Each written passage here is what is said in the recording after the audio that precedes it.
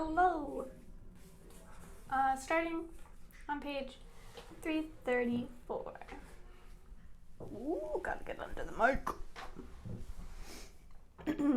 But his meticulous prudence was foiled one evening when he had gone into society to a party. It was at the home of the Marquis de Saint-Evert,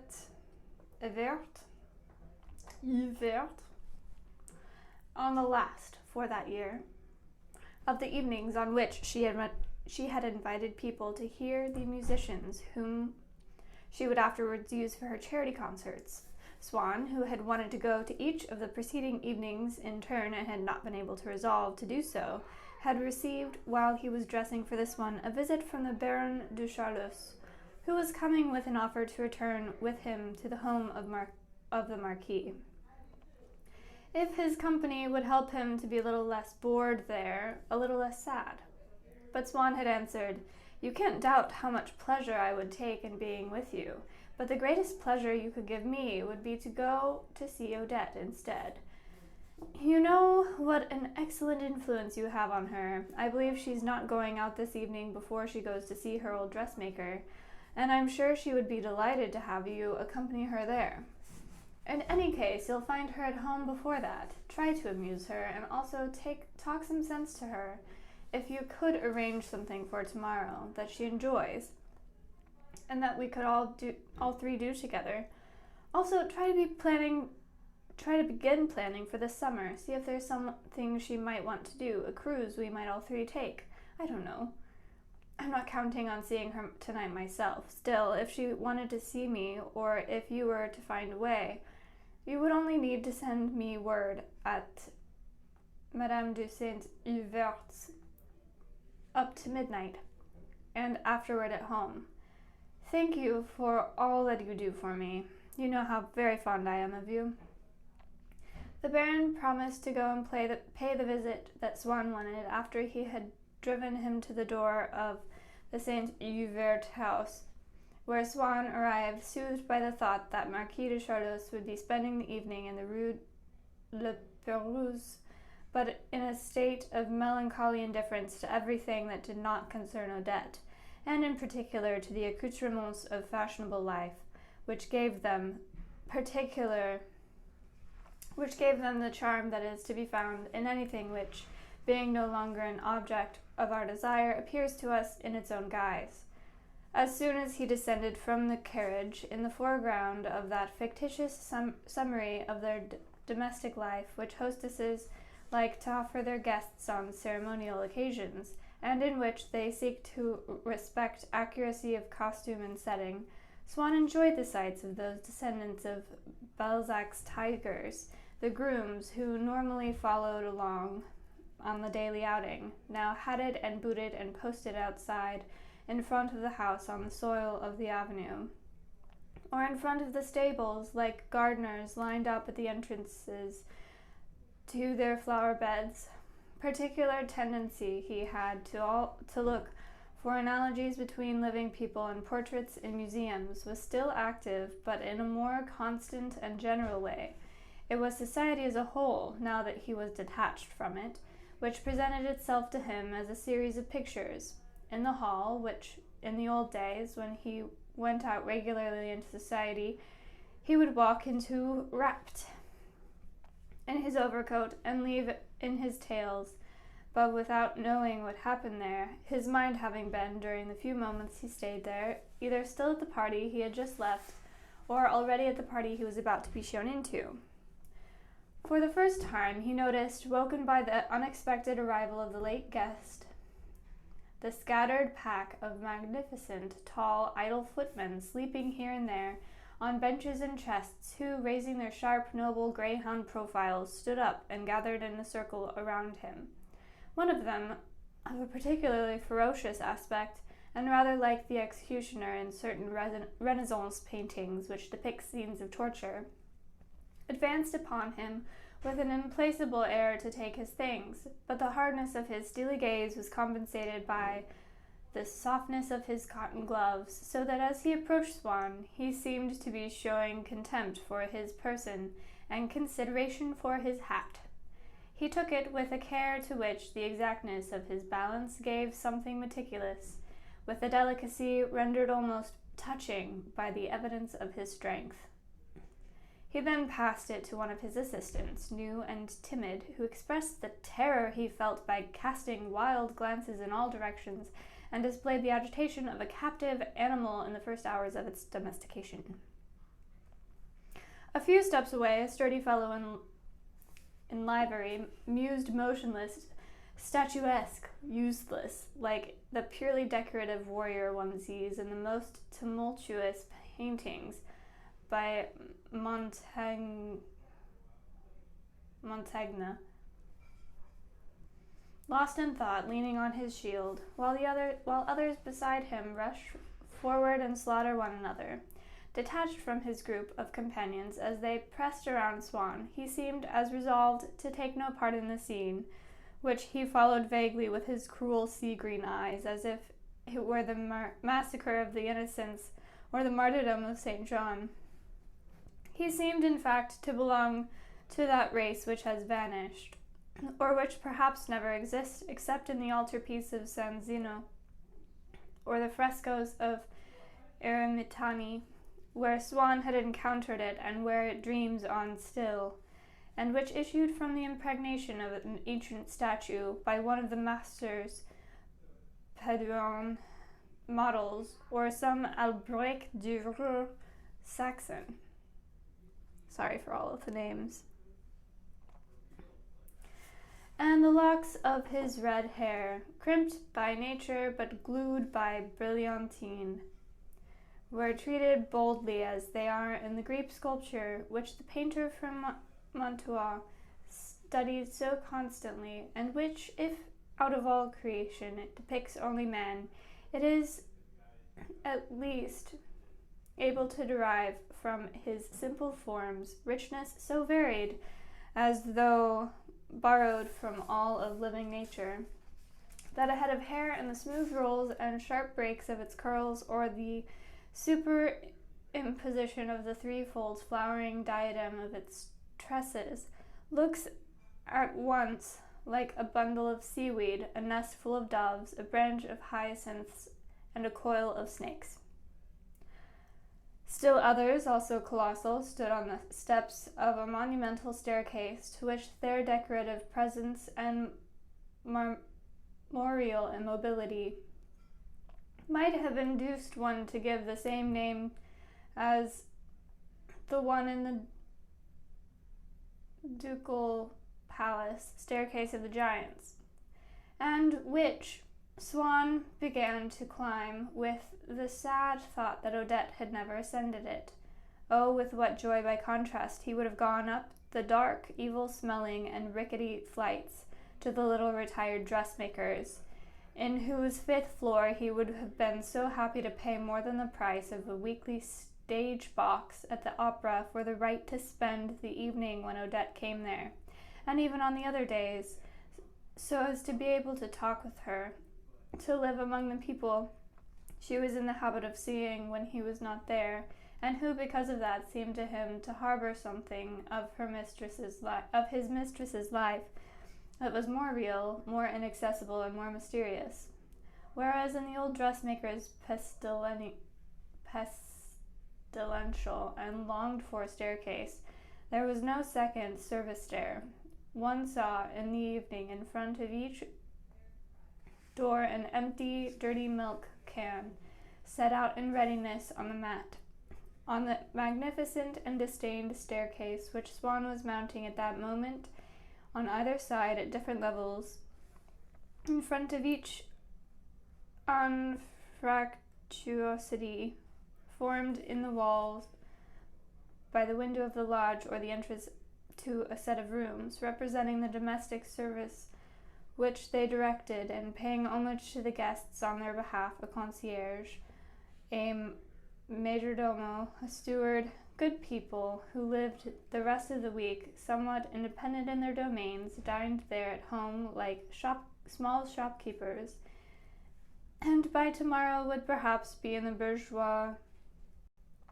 service of a doctor or manufacturer. heedful not to fail to carry out the instructions they had been given before being allowed to put on the dazzling livery which they wore only at rare intervals, and in which they did not very feel much at ease, stood under the architure of their portals with a stately glitter tempered by common good nature, like saints in their niches, and an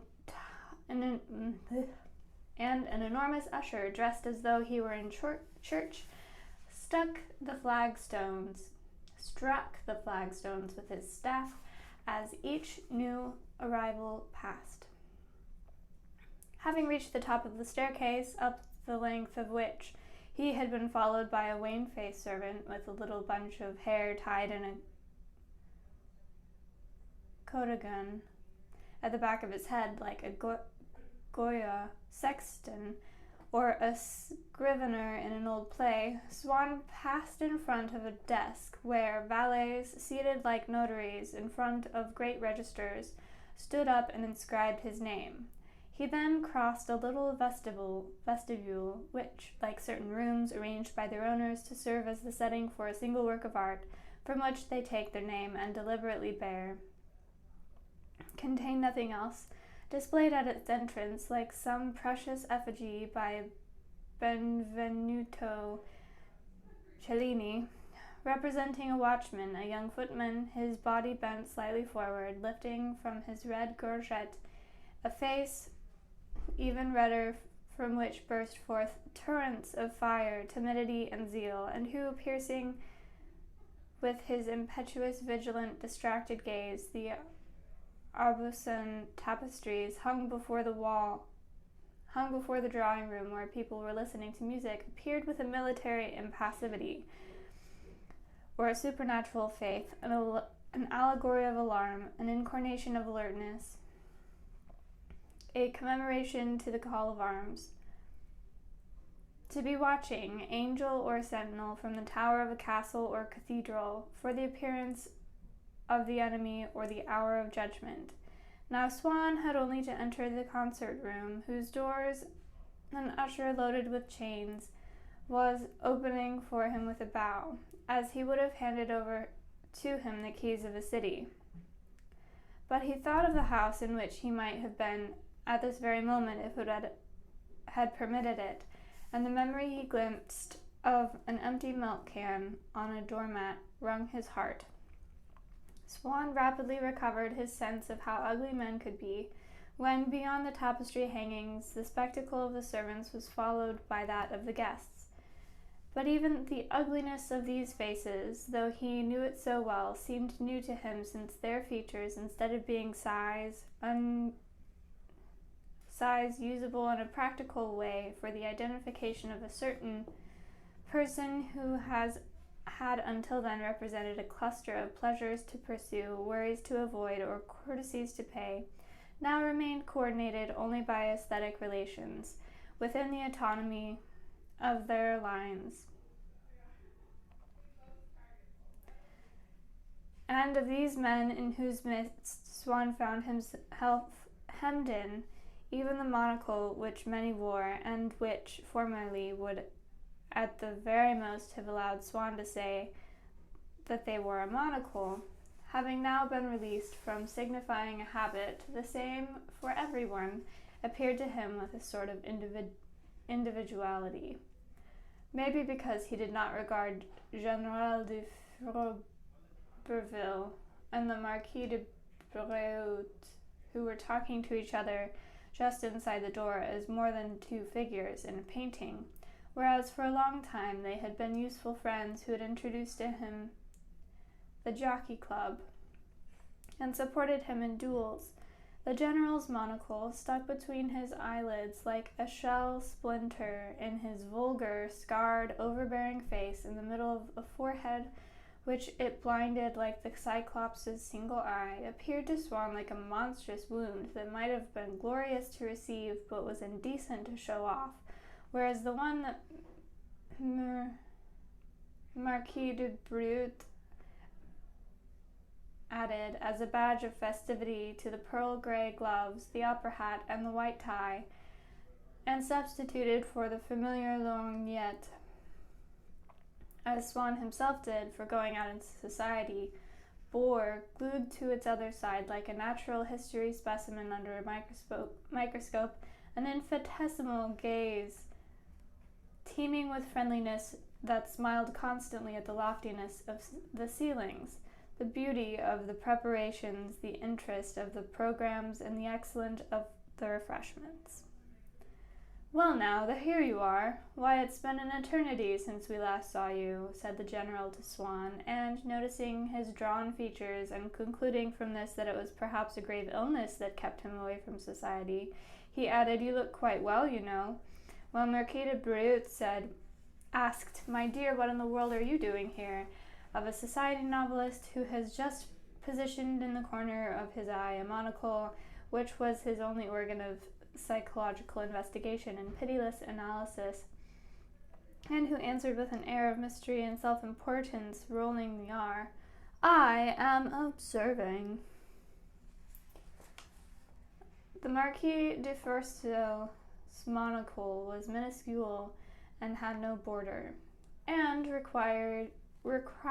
a constant painful clenching of the eye, where it was encrusted like a superfluous cartilage, whose presence was inexplicable and whose material was exquisite, gave the Marquis's face a melancholy delicacy, and made women think he was capable of great sorrows in love. But that of Monsieur de Saint-Comte, surrounded by a gigantic ring like Saturn, was the center of gravity of a face which regulated itself at each moment in relation to it, a face whose quivering red nose and thick-lipped sarcastic mouth attempted by their grimaces to equal the unceasing salvos of wit sparkling from the disk of glass, and saw itself preferred to the handsomest eyes in the world by snobbish and depraved young women, in whom it inspired dreams of artificial charms and a refinement of voluptuousness. And meanwhile, behind his own, Monsieur du Palancy, who, with his big, round-eyed carp's head, moved about slowly in the midst of festivities, unclenching his mandibles from moment to moment as though seeking to orient himself, merely seemed to be transporting with him an accidental and perhaps purely symbolic fragment of the glass of his aquarium, a part intended to represent the whole, reminding Swann, a great admirer of Giotto's vices and virtues at Perrault, of injustice, next to whom a leafy bough evokes the forest in which his lair is hidden. Swann had walked on into the room at the insistence of Madame de Saint-Evroult, and in order to hear a melody from Orpheus that was being performed by the flautist, and placed himself in a corner where, unfortunately, his only view was of two mature ladies seated next to each other, the Marquis de Cambrémeur and the Vicomtesse de Francotot, who, because they were cousins, spent their time attending a party, clutching their bags, and followed by their daughters, looking for each other as though in a railway station, and did not rest easy until they had reserved with a fan or handkerchief 2 seats side by side. Madame de Cambrémeur, since she had very few acquaintances, being all the happier to have a companion, Madame de Francotot, who was in contrast extremely well connected, believing there was something elegant, something original about showing all her fine friends that she preferred to their company obscure lady with whom she shared memories of her youth. Full of a melancholy irony, Swann watched, then listened to the piano intermezzo, St. Francis speaking to the birds by Liszt, which had come after the flute melody, and follow the vertiginous playing of the virtuoso, Madame de Coteau anxiously, her eyes wild as if the quays over which he ran with such agility were a series of trapezes from which he might fall from a height of 80 yards, and at the same time casting at her neighbor looks of astonishment, of denial, which signified, "This is not to be believed. I would never have thought a man could do this," while Madame de Cambremer, being a woman who had received a strong musical education, marked time with her head, transformed into the arm of a metronome whose amplitude and rapidity of oscillations from one shoulder to the other had become such, with that sort of frenzy and abandon in the eyes, characteristic of such suffering which is no longer aware of itself, nor tries to control itself in any way, and says, "I can't help it," that she kept snagging her solitaires in the straps of her bodice, and was obligated to straighten the black grapes she had in her hair, though without ceasing to accelerate her motion. On the other side of Madame de Franquetot, but a little in front, was the Marquis de Gallardon, occupied with her favorite thought, her alliance with the Guermantes,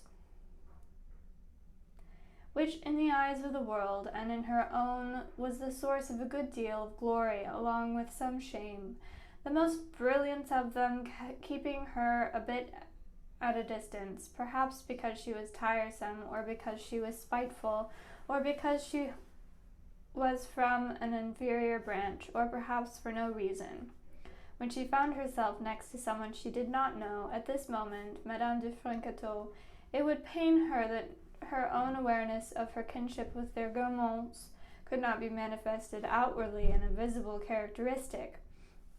like those which, in the mosaics of the Byzantine churches, placed one below another, inscribe in a vertical column next to a holy personage the words he is supposed to be uttering. At this moment she was pondering the fact that she had never received an invitation or a visit from her young cousin, the Princess de Loms, in the 6 years the princess had been married. This thought filled her with anger, but also with pride, for by dint of saying to people who were surprised not to see her at the home of the Loms, it was because she would have risked meeting Princess Mathilde there, for her ultra-legitimist family would never have forgiven her. She had ended by believing this actually was the reason she did not go to her young cousin's home. Yet she recalled having asked Madame de Loms several times how she might contrive to meet her, but recalled it only confusedly, and almost more than neutralized this slightly humiliating memory by murmuring, "After all, it's not up to me to make the first move. I'm 20 years older than she." Fortified by the efficacy of these unspoken words, she proudly threw back her shoulders, which seemed detached from her bust, and on which her head was positioned almost horizontally, so that one was reminded of the restored head of a haughty pheasant brought to the table in all its feathers. It was not so much that she was not stocky, mannish, and plump by nature, but the insult she had received had straightened her up like those trees which, born in a bad position on the brink of a precipice, are forced to grow backward and keep their balance. Obliged as she was, in order to console herself for not being altogether the equal of the other Guermantes, to keep telling herself that it is because of the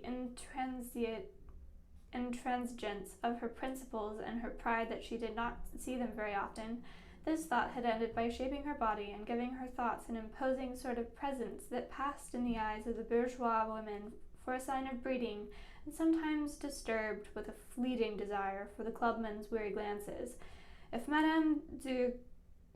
Gallardon's conversation had been subjected to those analyses which, by recording the greater or lesser frequency of each word, permits one to discover the key to a language and code, one would have realized that no expression, even in the most ordinary, recurred in it as often as "at the home of my cousins the Guermantes, at the home of my aunt de Guermantes, the health of Elzéar de Guermantes, my cousin de Guermantes, Benoit. When anyone spoke to her about a famous personage, she would answer without knowing him personally that she had met him 1,000 times at the home of her aunt de Guermantes. But she would answer this in a tone so icy and in a voice so low that it was clear that, if she did not know him personally, it was by virtue of all the ineradicable and stubborn principles which her shoulders touched behind her, like those ladders on which gymnastics instructors make you stretch out in order to develop your trust. Now, as it happened, the Princess de Lomes, whom one would not have expected to see at Madame de Saint-Euverte's, had just arrived, in order to show that she was not trying to advertise in a drawing room to which she had come only out of condescension the superiority of her rank. She had entered with her shoulders turned sideways, even where there was no crowd to cleave through and no person attempting to get past her, staying deliberately at the back with the air of being in her proper place, like a king who stands in line at the door of a theater so long as the management has not been informed that he is there, and merely confining her gaze so as not to seem to be signaling her presence and demanding attention. To a consideration of the design in the carpet or in her own skirt, she stood in the spot that had seemed to her most modest, and from which she was well aware she could be drawn by a delighted exclamation from Madame de Saint-Everte as soon as the latter noticed her, next to Madame de Cambremer, whom she did not know. She observed the pantomime of her music-loving neighbor, but did not imitate it. It was not that the one time she came to spend 5 minutes at Madame de Saint-Evert's that the Princess of Lomes would not have wished. So the courtesy she was showing her might count double, to prove as friendly as possible. But by nature she had a horror of what she called exaggerations, and was anxious to show that she did not have to indulge in displays of emotions which were not in keeping with the style of the circle she moved in, but which still, on the other hand, could not help but impress her, by virtue of that spirit of imitation akin to timidity, which is developed in the most confident persons by the atmosphere of new environment, even if it is an inferior one. She began to wonder if this gesticulation was not perhaps a necessary response to the piece being played, which did not come quite within the scope of the music she had heard up to now, if to refrain was not to give proof of incomprehension with respect to the work and impropriety toward the lady of the house, so that, in order to express both her contradictory inclinations by a compromise, she merely straightened up her shoulder straps, or put up a hand to her blonde hair to secure the little balls of diamond-fleckled coral or pink enamel which formed her simple and charming coiffure, while at the same time examining her ardent neighbor with a cold curiosity. Then with her fan she beat the time for a moment, but so as not to forfeit her independence. On the off-beat, when the pianist ended the piece by Liszt and began a prelude by Chopin, Madame de Cambremer gave Madame de Fréquetot a tender smile full of knowledgeable satisfaction and allusion to the past.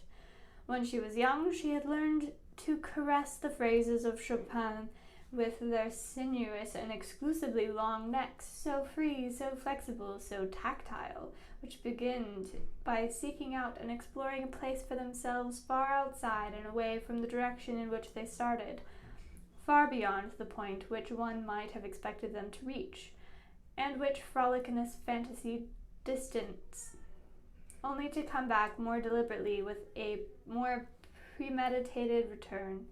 and with more precision, as though upon a crystal glass that resonates until you cry out to strike you in the heart.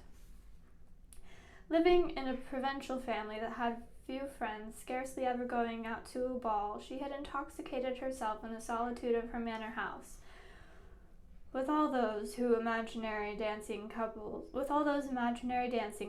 now slowing them, now speeding them, now scattering them like flowers, now leaving the ball for a moment to hear the wind blow in the pine trees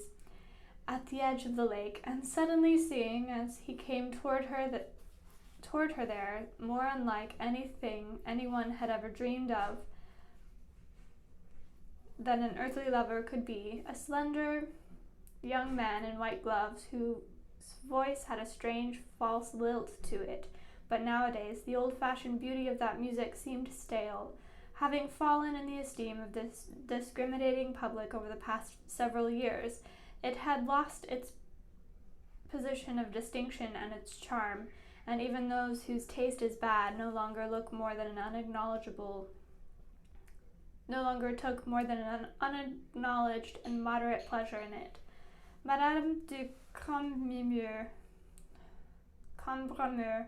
cast a furtive glance behind her